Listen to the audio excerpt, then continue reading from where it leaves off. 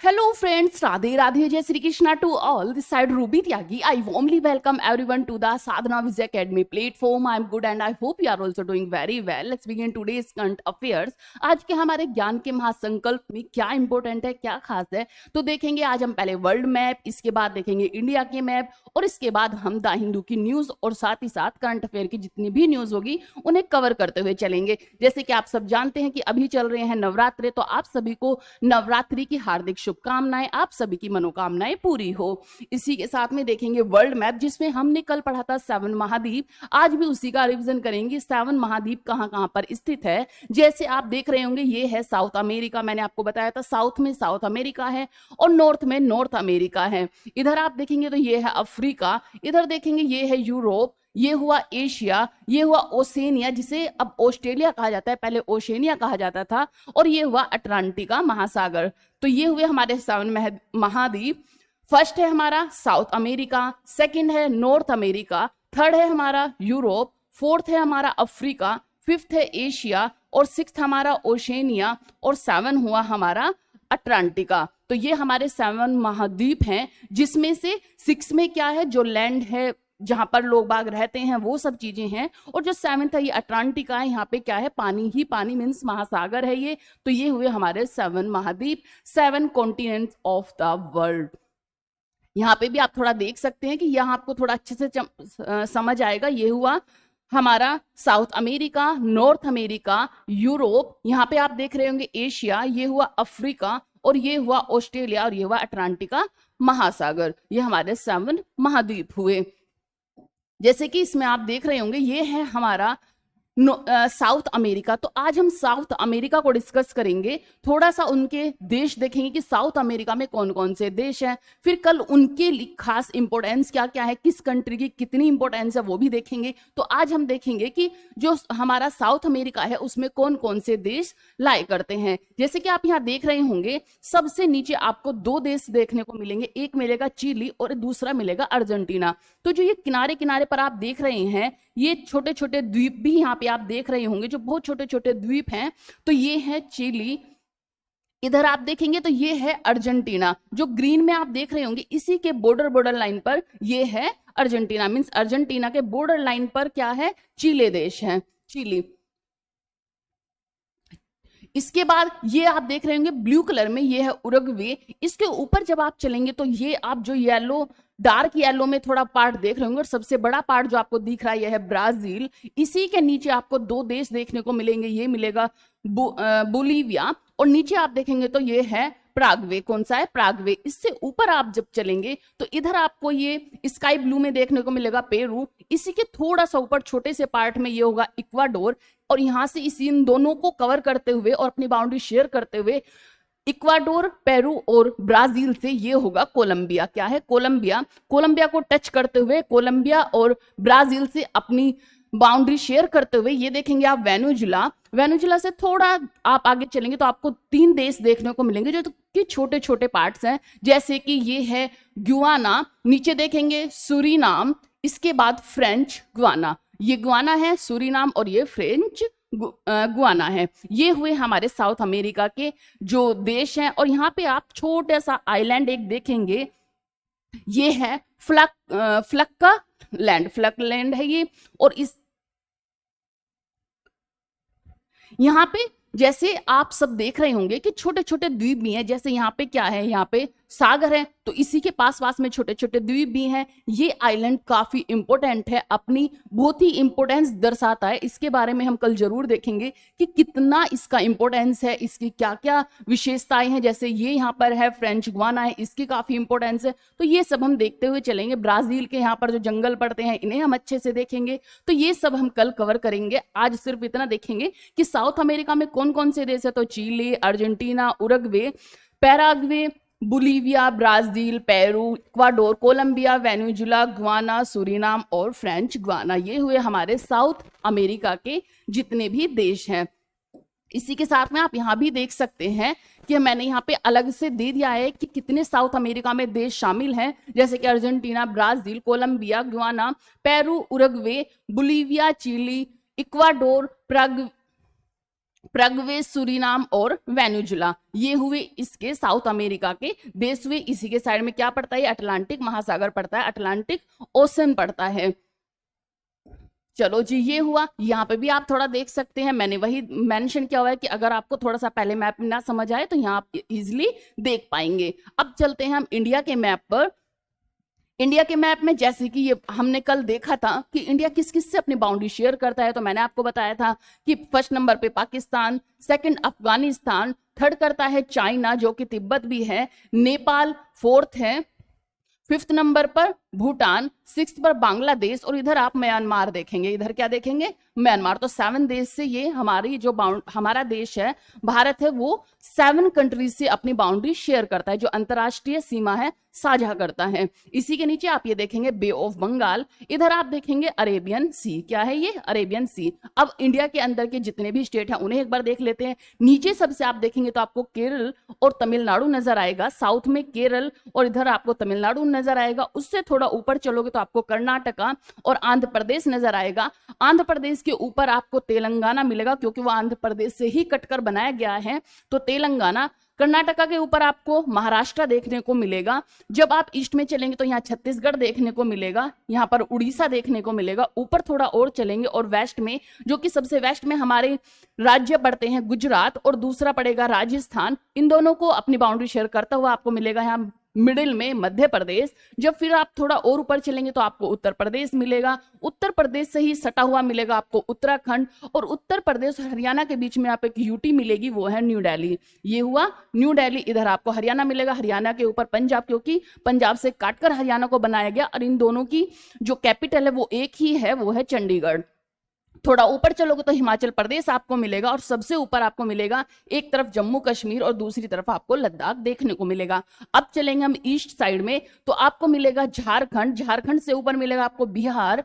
इन दोनों को कवर करते हुए अपनी बाउंड्री शेयर करते हुए आपको मिलेगा वेस्ट बंगाल। वेस्ट बंगाल के ऊपर चिकन नेक के पास में आपको मिलेगा सिक्किम, जिसकी राजधानी गंगटोक है। उससे थोड़ा आगे आपको 7 सिस्टर्स मिलेंगे, जिसमें आपको मिलेगा असम, मेघालय, अरुणाचल प्रदेश, नागालैंड, मणिपुर, मिजोरम और त्रिपुरा। ये हुए हमारे 28 स्टेट और हमारी जो यूटी है। नीचे आप देखेंगे इधर आपको दमन एंड दीव, दादर एंड नागर हवेली और दमन दीव भी देखने को मिलेगा। और सबसे नीचे आपको ये कुछ वो दिखेंगे जो कि हमारी यूटी है लक्षद्वीप। एंड इधर देखेंगे हम अंडमान एंड निकोबार, जो कि छोटे छोटे आइलैंड है और बहुत ही सुंदर यहाँ पे प्रकृति, एक नेचर जो इसका यहाँ का है बहुत ही सुंदर है, क्योंकि चारों तरफ यहाँ के द्वीप के चारों तरफ क्या है, सागर है, और इधर लक्षद्वीप के चारों तरफ भी सागर है। जैसे कि आप देखते होंगे मालदीव में, ऐसे ही हमारे लक्षद्वीप में भी है। नीचे आप देखेंगे श्रीलंका, यहाँ पर क्या है, ये श्रीलंका है।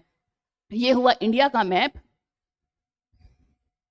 अब आपको देखना होगा कि भारत से जो कर्क रेखा गुजरती है, वो कर्क रेखा कौन कौन से स्टेट से होकर गुजरती है।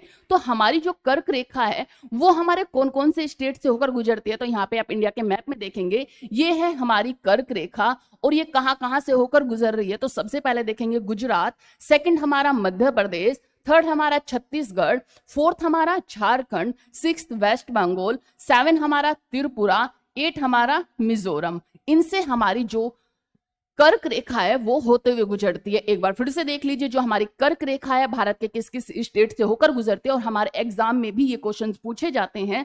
तो आप देखेंगे फर्स्ट पर हमारा गुजरात, सेकंड पे मध्य प्रदेश, थर्ड पर छत्तीसगढ़, फोर्थ पर झारखंड, फिफ्थ पर हमारा है वेस्ट बंगाल, फिफ्थ पे हमारा वेस्ट बंगाल, 6 पर हमारा है त्रिपुरा और 7 पर हमारा है मिजोरम। एक बार फिर से गुजरात 1, मध्य प्रदेश सेकंड, थर्ड पर हमारा छत्तीसगढ़ है, फोर्थ पर हमारा झारखंड है और फिफ्थ पर वेस्ट बंगाल, 6 पर त्रिपुरा और 7 पर हमारा मिजोरम। हमारे 7 स्टेट हैं जिनसे होकर हमारी कर्क रेखा गुजरती है। आई होप आपको समझ आई होगी। अगर क्लास अच्छी लगे तो आप शेयर और लाइक जरूर करें, और मुझे डेली फॉलो करने के लिए सब्सक्राइब भी जरूर करें। यहाँ पे आपने देखा ये हुआ हमारा भारत का मैप। भारत के मैप में हमने स्टेट देख लिए हैं, किस किस से अपने अंतरराष्ट्रीय बाउंड्री शेयर करता है, हमारी कर्क रेखा कहाँ से गुजरती है, क्योंकि एक जो हमारा मैपिंग है, मैपिंग हम डेली डेली अगर देखते हुए चलेंगे तो हमें अच्छे से आइडिया रहता है, हमें पता रहता है कौन सा स्टेट कहाँ पर है, वर्ल्ड में कौन कौन से हमारे द्वीप हैं, महाद्वीप हैं, उनके साथ ही कौन कौन से देश उसमें लाए करते हैं। इसी से क्या होगा, हमारा जो ज्योग्राफी का पोर्शन है वो थोड़ा बहुत तो वहां से कवर जरूर होगा, और यहाँ से क्वेश्चंस भी पूछे जाते हैं। अब चलते हैं हम अपनी करंट अफेयर पर। जैसे कि कल जो हमने पढ़ा था कि H1B वीजा क्या था। H1B वीजा था जो पहले 2 से 3 हजार डॉलर में हम अमेरिका जा सकते थे, जो कि हमारे आईटी सेक्टर के बंदे थे, जो भारत के लोग अमेरिका में जॉब करते हैं, अच्छी अच्छी पोस्ट पर जॉब करते हैं, उनके लिए एक वीजा होता था, वो होता था H1B वीजा। मीन्स जो कि आईटी कॉलेज के जो होनहार बच्चे होते हैं, जो सबसे जो वहां के टॉपर्स होते हैं, वो क्या करते हैं, उन्हें एक वीजा मिलता है और वो जाते हैं फिर कहां पर, अमेरिका में। इसके लिए कम से कम 70 से 71% इस वीजे को पाने वाले होते हैं भारतीय, और 11% के लगभग होते हैं चाइनीज, और उससे अलग जो बाकी अदर्स कंट्रीज होते हैं। मीन्स मैक्सिमम तादाद में वहां पर जो भारतीय लोग हैं जॉब करते हैं। इसी से ट्रंप को लगा कि क्यों ना इस पर भी एक खेल खेला जाए, और उन्होंने क्या किया कि H1B वीजा की एकदम से फीस बढ़ा दी। मीन्स उसका जो चार्जेस था, कहाँ $2000 था, तो उन्होंने $1,00,000 कर दिया। मीन्स अब आपको कम से कम 88 लाख रुपए वहां पर पे करने होंगे। $1,00,000 होते के साथ वहां पर क्या होगा कि अगर आप H1B वीजा के थ्रू वहां पे जाते हैं तो आपको 88 लाख रुपए पे करने होंगे। और उन्होंने टाइमलाइन दी कि 24 आवर्स के अंदर आपको वहां पर पहुंचना होगा। अगर आप 24 घंटे के अंदर अमेरिका आ जाते हैं तो आपको 88 लाख पे नहीं करना पड़ेगा, अदरवाइज आपको 88 लाख पे करना पड़ेगा। इसी के साथ जब उन्हें ये लगा कि ये शायद उन्होंने गलत कर दिया, क्योंकि उनका जो तर्क था, उनका जो उनका कहना था कि मैंने सिर्फ ये इसलिए किया जिससे कि जो अमेरिका के मजदूर हैं, अमेरिका के जो लोग हैं, उन्हें जो काम की किल्लत ना उठानी पड़े। क्योंकि जो भारतीय लोग हैं वहां पर अगर वो जाते हैं तो वो कम फीस में ज्यादा वर्क करते हैं, और जो अमेरिका के लोग होते हैं वो ज्यादा लेते हैं वहां पर, और कम पैसे में आपको एक टैलेंटेड लोग मिल जाते हैं। क्योंकि जो भारत के वो टैलेंटेड लोग टॉपर्स होते हैं वो अमेरिका में जाते हैं। इसीलिए क्या हो रहा था, अमेरिका कम उस पैसों में ज्यादा अपना वर्क ले रहा था और ज्यादा लोग भी मिल रहे थे। तो इसलिए उन्होंने बोला कि भाई अमेरिका की मजदूर कम हो रहे हैं, वहां पे जो बिजनेस है या फिर वहां की जो युवाओं के बीच बेरोजगार फैल रहा है, क्योंकि उसे ज्यादा जो भारतीय लोग हैं उसे ले रहे हैं। मैंने सिर्फ अमेरिका के भले के लिए ये सब चीजें किया। लेकिन जब उन्हें लगा कि 24 घंटे के अंदर अगर नहीं पहुंच पाते हैं, अगर भारतीय नहीं आएंगे तो यहाँ की जो इकोनॉमी है वो बहुत ज्यादा खराब हो जाएगी। इसी के साथ चाइना ने भी अपना एक वीजा निकाल दिया था कि अगर आप चाइना आना चाहो तो आपका वेलकम है, और हम भी, क्योंकि चाइना में भी काफी अच्छी अच्छी आईटी कंपनीज हैं, तो आप यहाँ पर भी आ सकते हैं।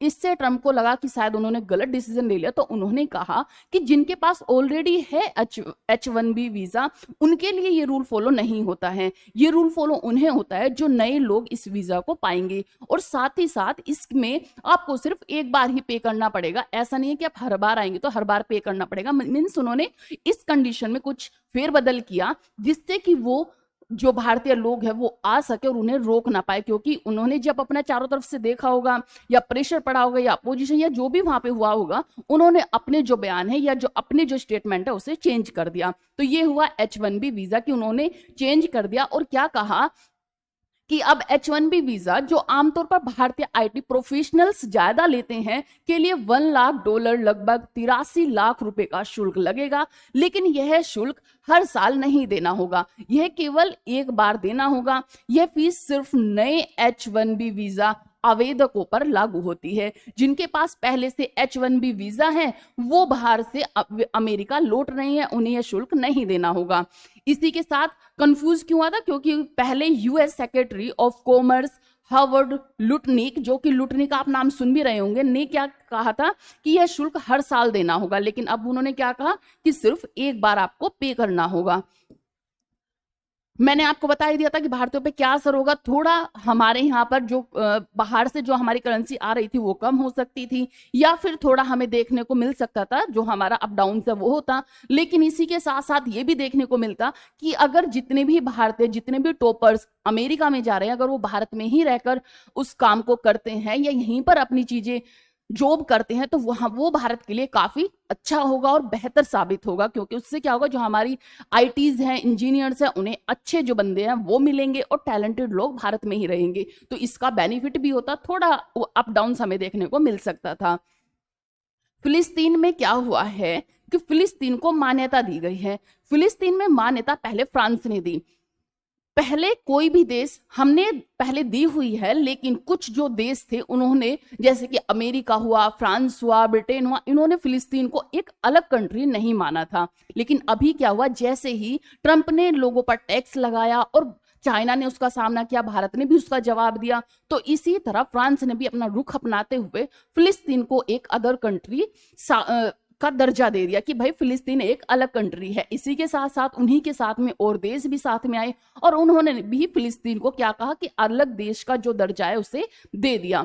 इसी के लिए ये सब चीजें हुई, क्योंकि इन लोगों ने पहले नहीं दिया था, अब उन्होंने हाँ कर दिया। मीन्स अमेरिका के खिलाफ और लोग भी आवाज उठा रहे हैं। तो थोड़ा आप यहाँ पर देखेंगे कि जो रविवार को ब्रिटेन है, ब्रिटेन ने, ऑस्ट्रेलिया, कनाडा ने भी आधिकारिक तौर पर, मीन्स पहले बोल तो रहे थे कि भाई फिलिस्तीन एक देश है, लेकिन आधिकारिक तौर पर फिलिस्तीन को मान्यता दे दी है। यह पश्चिमी देशों की विदेश नीति में एक बड़ा बदलाव है। इससे इजराइल बेहद नाराज है, क्योंकि इजराइल ये कहता है कि फिलिस्तीन अलग देश नहीं है, वो हमारा ही हिस्सा है, वो इजराइल का हिस्सा है। तो ये सब चलते हुए हुआ, क्योंकि गाजा युद्ध अभी चल ही रहा है 7 अक्टूबर 2023 में, और फिलिस्तीनी के संघर्ष के बाद यह मुद्दा और तेज हुआ। फिलिस्तीनी लंबे समय से अपने राज्य मीन्स अपने देश की मान्यता चाहते रहे हैं। तो ये युद्ध अभी चल ही रहा है, क्योंकि इजराइल और गाजा हमास के बीच युद्ध चला हुआ है। और वो कब हुआ था, जब 7 अक्टूबर 2023 में इसकी ये युद्ध हुआ था। और इसी के साथ साथ में अभी फिलिस्तीन की कहानी आई है कि भाई फिलिस्तीन को अलग किसने दे दिया है, ब्रिटेन ने दर्जा दिया आधिकारिक रूप पर, ऑस्ट्रेलिया ने और कनाडा ने, साथ में सबसे पहले फ्रांस ने दिया था। किसने? फ्रांस ने दिया था। कनाडा का क्या बयान है कि कनाडा फिलिस्तीन राज्य को मान्यता देता है और शांतिपूर्ण भविष्य के लिए हमारी साझेदारी की पुष्टि भी करता है कि जो हमारे भविष्य के लिए साझेदारी होंगी उनको भी हम फिलिस्तीन के साथ जरूर करेंगे। इजराइल की प्रतिक्रिया क्या है? इजराइल के प्रधानमंत्री जो कि नेतन्याहू हैं, इस बड़े शब्दों से खारिज किया। उन्होंने ये कहा कि फिलिस्तीन अलग देश नहीं है, अलग राज्य नहीं बन पाएगा।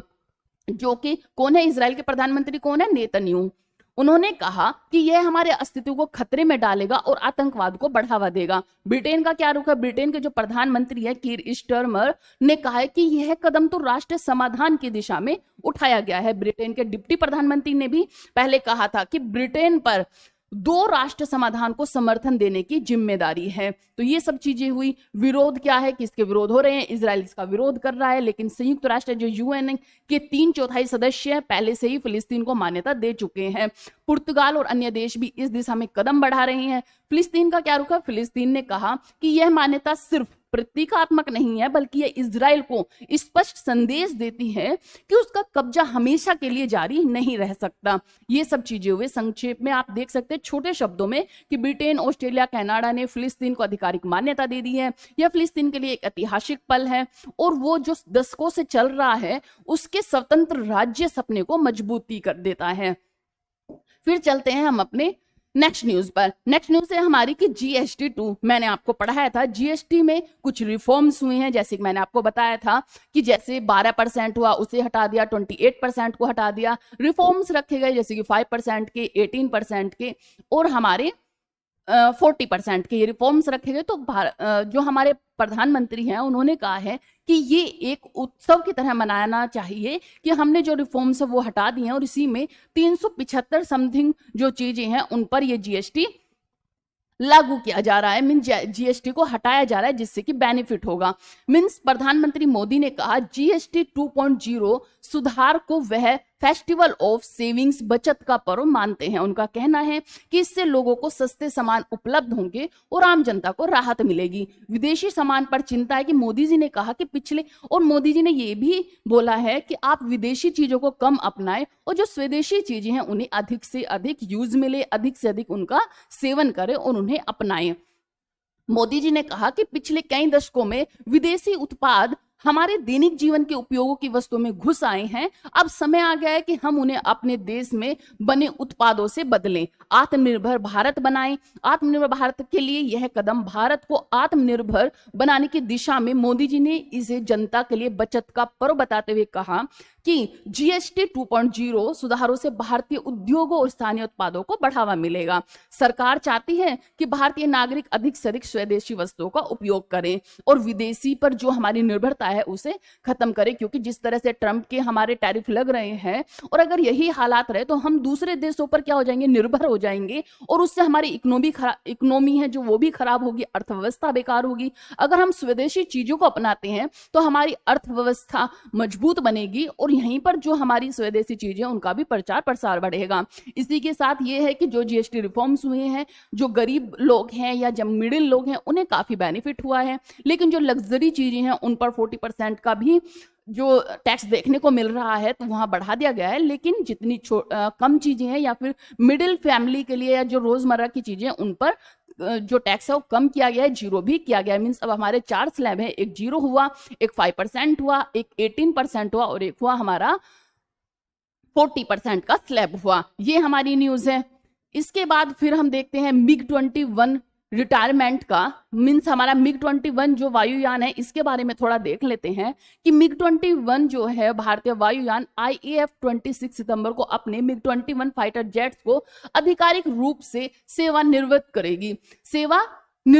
करेगी। यह दिन लगभग 60 वर्षों की सेवा का अंत होगा। मीन्स देखा जा रहा था कि जो हमारे MiG-21 है इनमें काफी खराबी देखी जा रही थी, बहुत सारी चीजें इनमें हो रही थी, तो इसीलिए ये सब चीजें बोली गई है। इसकी जो ये 1963 में शामिल किया गया था, जो हमारा MiG-21 था ये 1963 में हमने शामिल किया था और भारत का ये पहला सुपरसोनिक जेट था। क्या था? भारत का ये पहला सुपरसोनिक जेट था। इसे फर्स्ट सुपरसोनिक कहा जाता था। भारत ने 700 से अधिक MiG-27 विमानों को वायु सेना में शामिल किया, जिनसे कई हिंदुस्तान एरोनॉटिक्स लिमिटेड ने बनाए थे। मीन्स हेल ने इसे बनाया था और कितने, कम से कम 700 से अधिक हमने अपनी जो हमारी एयरफोर्स है उसमें शामिल किए थे। अब इनका रिटायरमेंट देखा जा रहा है। 1965 से लेकर 1971 के युद्धों में इसकी अहम भूमिका थी। 1999 का कारगिल का युद्ध हो या फिर 2019 का बालाकोट का एयर स्ट्राइक हो, इसका काफी यूज किया गया। इसी के साथ इसका ऑपरेशन सिंदूर में भी प्रयोग किया गया था। 2019 में विंग कमांडर अभिनंदन वर्धमान ने इसे विमान से पाकिस्तान का F-16 मार गिराया था। इसी विमान से आपने देखा भी होगा कि अभिनंदन वर्धमान कहां पर, पाकिस्तान पहुंच गए थे, फिर उन्हें वहां से लाया गया था। भारत ने काफी कोशिश की थी कि उन्हें टाइम पर आप पहुंचाइए, नहीं तो युद्ध माना जाएगा। इस तरह की चीजें हुई थी। ये कब हुई थी? ये हुई थी 2019 में। 2019 में विंग कमांडर जो थे अभिनंदन वर्धमान, उन्होंने इसी के यूज से F-16 को मार गिराया था। लेकिन अब इसकी खराबी देखी जा रही है, इसमें तकनीकी खराबी की वजह से अब इसे रिटायरमेंट दिया जा रहा है। इसकी जगह अब नई नई चीजें लाई जा रही हैं। तो ये हुआ। इसका थोड़ा महत्व देख सकते हैं कि MiG-21 को भारत की वायुसेना की रीढ़ कहा जाता था। खासकर 2000 तक इसने भारत की एरोस्पेस इंडस्ट्री, स्वदेशी उत्पादन और तकनीकी क्षमताओं को नई ऊंचाइयों तक पहुंचाया था। IAF ने इसे वॉर हाउस युद्ध का घोड़ा कहा था। वॉर हॉर्स युद्ध का घोड़ा कहा था कि राष्ट्र की शान को आसमान में ले गया। इसी के साथ अब चलते हैं हम नेक्स्ट न्यूज पर। एक बिग बैंग की अभी जो हमने देखा होगा कि बिग बैंग की एक सिचुएशन हुई है, तो उसी को डिटेल में बताया गया कि बिग बैंग क्या है, बिग बैंग का किस तरह से हमने, जो साइंटिस्ट है, जो खगोलविद है, उन्होंने किस तरह से उसका रिसर्च किया। तो जो बिग बैंग है ये आप देख रहे होंगे, बिग बैंग की जो पिक्चर्स आपको दी हुई है कि ब्रह्मांड में हिंसक जो घटनाएं हैं, बाहर से शांत दिखने वाला ब्रह्मांड, जो हम बाहर से देखते हैं काफी शांत हमें एक ब्रह्मांड नजर आता है, वो ब्रह्मांड असल में बेहद उथल पुथल से भरा हुआ है। इसमें आकाशगंगा की टक्कर, तारों का विस्फोट, शक्तिशाली एक्सरे और ब्लैक होल जैसी घटनाएं लगातार होती रहती हैं। इसमें क्या क्या, जो कि जैसे कि जो शक्तिशाली आकाशगंगाएं हैं उनकी टकराना, तारों का विस्फोट होना, उनका आपस में टकराकर विस्फोट हो जाना, या फिर शक्तिशाली एक्सरेज या ब्लैक होल जो उसमें होते हैं, जैसी घटनाएं लगातार होती रहती हैं। हमें दूर से लगता है कि काफी हमारा जो ब्रह्मांड है वो शांत है, लेकिन उसमें इतनी बड़ी बड़ी घटनाएं होती रहती हैं।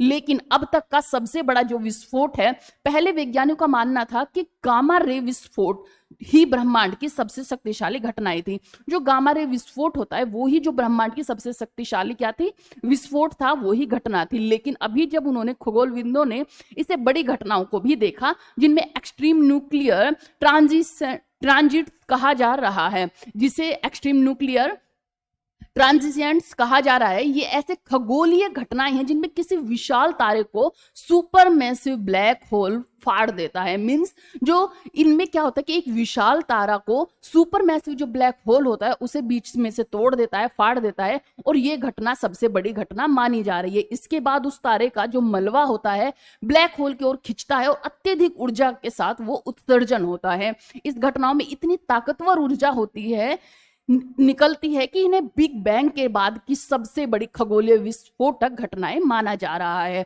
अब बिग बैंग क्या है आप देखेंगे, पहले आप थोड़ा सा यहाँ पर देखें कि सबसे बड़ी खगोलीय विस्फोटक घटना कौन सी है। जो आईएनटीज की रोशनी अचानक बदलती है, ये रेडियो तरंगों, रेडियो वेवलेंथ्स में वर्षों तक चमकते रहते हैं। खगोलविदों के अनुसार ये घटनाएं गामा रे के विस्फोटों से भी कहीं ज्यादा शक्तिशाली है। वैज्ञानिक का महत्व है कि इन विस्फोटों को समझना ब्रह्मांड की संरचना और विकास के अध्ययन के लिए अहम है। यह हमें ब्लैक होल और तारों की मृत्यु प्रक्रिया के बारे में नई जानकारी देता है। बिग बैंग क्या है? बिग बैंग का सिद्धांत देखते हैं कि बिग बैंग की जो सिद्धांत है ब्रह्मांड की उत्पत्ति और विकास को समझाने वाला सबसे प्रमुख वैज्ञानिक सिद्धांत है। इसके अनुसार लगभग 13 अरब साल पहले, कितना 13.8 अरब साल पहले पूरा ब्रह्मांड एक सूक्ष्म बिंदु में सिमटा हुआ था, एक छोटे से बिंदु में सिमटा हुआ था। इस बिंदु में अनंत घनत्व,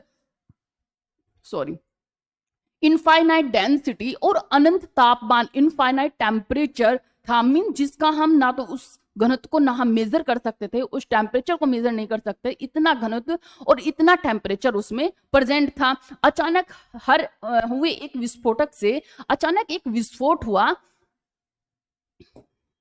जिससे कि एक बिग बैंग की कंडीशन आई। बिग बैंग की प्रमुख विशेषता क्या है कि ब्रह्मांड की शुरुआत एक बहुत ही छोटा, गर्म और घना बिंदु था। इसे सिंगुलैरिटी कहा जाता था। क्या कहा जाता था? इसे सिंगुलैरिटी कहा जाता था।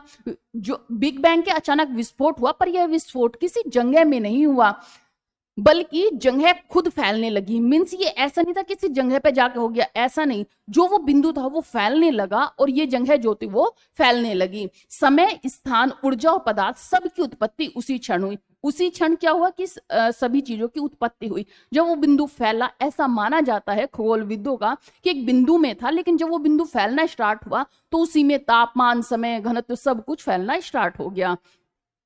हाइड्रोजन और हीलियम का निर्माण कैसे हुआ? विस्फोट के बाद तापमान धीरे धीरे कम हुआ। सबसे पहले हाइड्रोजन और हीलियम जैसे हल्के तत्व बने, जिनसे बाद में तारे और आकाश गंगाएं बनी। मीन्स हाइड्रोजन हीलियम आप सब जानते हैं कि जो हमारा सूर्य है उसमें क्या है, हाइड्रोजन हीलियम के जो अणु है वो क्या होते हैं, उनका संलयन होता है। इसकी वजह से क्या हो जाता है, फिर हमारा सूर्य की जो प्रकाश है वो बनता है। तो इसमें क्या हुआ, आकाश गंगाएं बनी और तारे बने, क्योंकि सूर्य भी हमारा एक तारा है। आकाश गंगाओं का निर्माण कैसे हुआ? समय के साथ गैस, धूल के बादल गुरुत्वाकर्षण में सिकुड़े और तारे, ग्रह और आकाश गंगाएं बनी। क्या हुआ, जो धूल, गैस थी, धूल के बादल थे, वे किस में सिकुड़ गए? गुरुत्वाकर्षण बल में जो है गुरुत्वाकर्षण में सिकुड़ गए और तारे और ग्रह, आकाश गंगा की वहीं से क्या हुई, उत्पत्ति हुई। बिग बैंग के बाद आज तक ब्रह्मांड फैल रहा है। वैज्ञानिकों ने पाया कि आकाश गंगा एक दूसरे से दूर जा रही है। मीन्स आज भी ब्रह्मांड हमारा फैल रहा है, हमें नहीं दिखता, लेकिन आज भी ब्रह्मांड फैल रहा है और जो हमारी आकाश गंगाएं हैं वो हमसे दूर जा रही है, मीन एक दूसरे से दूर जा रही हैं। बिग बैंग के सबूत क्या मिले थे? जैसे कॉस्मिक माइक्रोवेव बैकग्राउंड रेडिएशन में 1965 में वैज्ञानिक थे, उन्होंने पाया कि पूरे ब्रह्मांड में हल्की माइक्रोवेव रेडिएशन मौजूद है। यह बिग बैंग की बची हुई गर्मी है। ब्रह्मांड का विस्तार कैसे हुआ? तो एडविन हर्बल ने 1929 में खोजा कि आकाश गंगाएं एक दूसरे से दूर जा रही हैं। इसका मतलब ब्रह्मांड लगातार फैल रहा है। हाइड्रोजन, हीलियम की प्रचुरता ब्रह्मांड में सबसे ज्यादा, यही हल्के तत्व पाए जाते हैं। जो ब्रह्मांड में सबसे हल्के तत्व पाए जाते हैं वो हाइड्रोजन और हीलियम पाए जाते हैं। क्या पाए जाते हैं? हीलियम पाए जाते हैं, जो कि बिग बैंग के बाद बने थे। बिग बैंग का महत्व क्या है? तो यह हमें बताता है कि ब्रह्मांड की शुरुआत कब हुई, कैसे हुई। इससे हम ब्रह्मांड की उम्र, संरचना और भविष्य का अनुमान लगा सकते हैं। आधुनिक खगोल शास्त्र और भौतिकों का यह सबसे सटीक मॉडल माना जाता है। अब चलते हैं हम अपने क्वेश्चंस आंसर पे। केंद्र सरकार की नई फास्ट टैग आधारित वार्षिक पास योजना के तहत वार्षिक पास की कीमत कितने रुपए निर्धारित की गई? तो वो की गई थी 3,000। कितनी की गई थी? 3,000। यह एक प्रीपेड वार्षिक फास्ट टैग पास है जिसे नाही ने लॉन्च किया है। पास को मौजूदा फास्टैग में लिंक करके सक्रिय किया जाता है और यह बार बार रिचार्ज करने की आवश्यकता नहीं होती। इसे बार बार रिचार्ज करने की आवश्यकता नहीं होती है। बेस प्राइस क्या है कि इसका 3,000 इसका बेस प्राइस है। यह एक साल में 12 महीने के लिए वैध होगा। ये एक साल के लिए क्या होगा? वैध होगा। या फिर पास में निर्धारित अधिकतम ट्रिप लिमिट, जैसे कि 200 ट्रिप आप उससे यूज कर सकते हैं, 200 बार उसे यूज कर सकते हैं, होने तक है। जो भी पहले हो, यानी या तो एक साल पहले हो जाए या फिर आपकी 200 टोल जो क्रॉसिंग है वो पहले हो जाए, तो उन्हीं से इसकी जो लिमिट है वो दी गई है कि या तो 200 टोल हो जाए या फिर एक साल की लिमिट हो जाए। 3,000 का किसके लिए उपलब्ध है? तो ये पास नॉन कमर्शियल प्राइवेट व्हीकल जैसे कि कार हुई, जीप हुई, वैन के लिए है। कमर्शियल ट्रकों जैसे कि बसों पर अलग नियम हो सकते हैं। ये सिर्फ किसके लिए? जैसे कि कार, जीप, वैन हुई, इनके लिए फास्टैग की जो सुविधा है वो दी गई है। नेक्स्ट क्वेश्चन है हमारा, हाल ही में प्रतिभा सेतु जो पोर्टल है वो किसने लॉन्च किया है? तो वो किया है संघ लोक सेवा आयोग ने। किसने? यूपीएससी ने किया है। इसके बारे में भी देखेंगे। प्रतिभा सेतु ऐप जो है एक वेब पोर्टल प्लेटफॉर्म है जिसे यूपीएससी ने शुरू किया है ताकि वह कैंडिडेट जिनका यूपीएससी सिविल सर्विस के इंटरव्यू अंतिम सूची में चयन न हुआ हो, उनकी योग्यता डाटा उन पर एकत्र किया जा सके। इसीलिए एक प्रतिभा सेतु ऐप लॉन्च किया गया है। हाल ही में दक्षिण भारत का कौन सा राज्य स्कूलों में हिंदी को तीसरी भाषा के रूप में अनिवार्य रूप से शामिल करने की नीति लेकर आया है? तो वो है महाराष्ट्र। पहले से चेंज किया गया था, अब फिर से चेंज किया गया, तो अब कौन सा है ये? महाराष्ट्र। हाल ही में केंद्र सरकार के वित्त मंत्रालय के वित्त सेवा विभाग में हाल ही में केंद्र सरकार के वित्त मंत्रालय के वित्त सेवा विभाग डिपार्टमेंट ऑफ फाइनेंशियल सर्विस ने किसे डिजिटल पेमेंट अवार्ड 2024-25 से सम्मानित किया है? तो वो किसे किया है? वो किया है इंडिया पोस्ट बैंक को। किसे? India post, India post payment bank को इसे लॉन्च किया गया। इसका आंसर है B, Indian post payment bank को इसे सम्मानित किया गया है, जो भारत सरकार के इंडिया पोस्ट के अंतर्गत कार्यरत एक भुगतान बैंक है, जो कि डिजिटल पेमेंट्स अवार्ड 2024-25 से सम्मानित किया गया। इसे क्या किया गया? सम्मानित किया गया। यह पुरस्कार department of financial service, ministry of finance द्वारा दिया गया। पुरस्कार समारोह कहां पर हुआ था? ये हुआ था नई दिल्ली में। और दिया किसने था? तो ये दिया था हमारी वित्त मंत्री निर्मला सीतारमण जी ने।